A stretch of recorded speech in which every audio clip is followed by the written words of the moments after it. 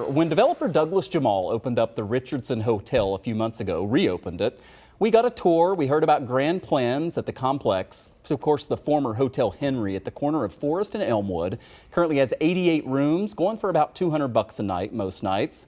It's, of course, a National Historic Landmark and dates back to the 1870s when it was the Buffalo State Asylum. It's right across the street from what will be the new AKG Art Museum. Plus, you have new plans for the Skajakwada that will really transform that area. No doubt a lot of excitement in this part of Buffalo. Joining me right now to talk about all this is Roselli. He is president of the Richardson Center Corporation. Appreciate you coming in to talk to us about this, because earlier today you made a presentation to the Western New York Regional Economic Development Council, looking not just at the Richardson site, right? I want to start here kind of big picture, that whole area around there. What point were you trying to make there? And I guess modeling this after places like Canalside and Larkinville that have done such a good job of looking at that kind of regional approach. Right, so many dollars have been spent on our area. You look at Albright Knox, they're just about ready to open up. Yep. The Richardson campus, with the hotel coming back, with the work that's taking place on campus, and even more broadly, the discussions about Region Central, about the Skajakwada. The investments are being made, and the question now that we're through COVID, that a lot of our major projects are done, is basically, what can we do to connect it from a branding exercise to a work, live, play environment? Because many hundreds of millions of dollars have been spent in that area, yeah. And our opportunity to unlock the potential could be even greater if we work together in a comprehensive manner. So this is kind of a first step in terms of doing that. Yes, this is not my idea. This is an idea of generations. There are Yeah. many studies. The question is this the right time to reconvene folks and have that discussion again about all the potential? Yeah. So I want to ask you in a moment about the longer term plans at the Richardson site, people living there once again, which is super exciting. Right. But before that, so the hotel has reopened. Yes. What else is happening in and around there with is it the South Lawn and some other areas? Yeah. So COVID was not kind to us, as you know. Yeah. Hospitality was hurt immensely. For a couple of years, we couldn't maintain a number of the areas to the level that we had wanted. So we're just bringing back the South Lawn. We had a volunteer event a couple weekends ago with volunteers starting to bring it back.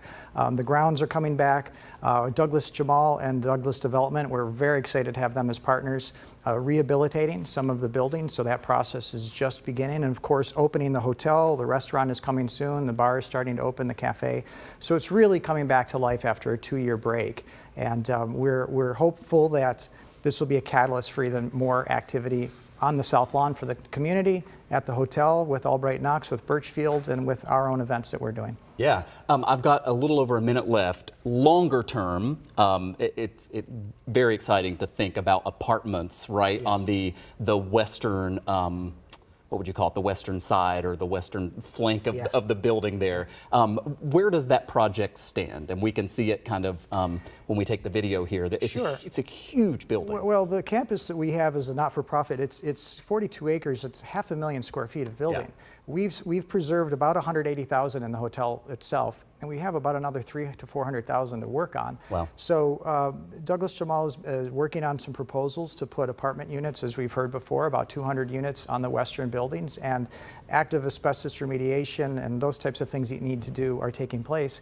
But it is so massive that parts of the building still are falling apart while we talk, and we're actively working with the community to shore up building envelope, roof. Vandals come in, there's a bunch of activity taking place, but he's very bullish on the activity, and National Park Service and all of the review boards and the preservation boards are all participating in the review of what will ultimately be built there for basically a work, live, play type of environment. Yeah, that's how you really grow an area now, right? Absolutely. You put all of it together. Right. It's not one thing it's and not not just another. Culture, it's where people can come and work as well, yeah. And that's what we're really looking forward to. The west wing of the building was what I was trying to say. West wing, that's an easier thing to remember. Roselli is president of the Richardson Center Corporation. Thanks for coming in and helping us understand. Thanks for having me here. Appreciate it.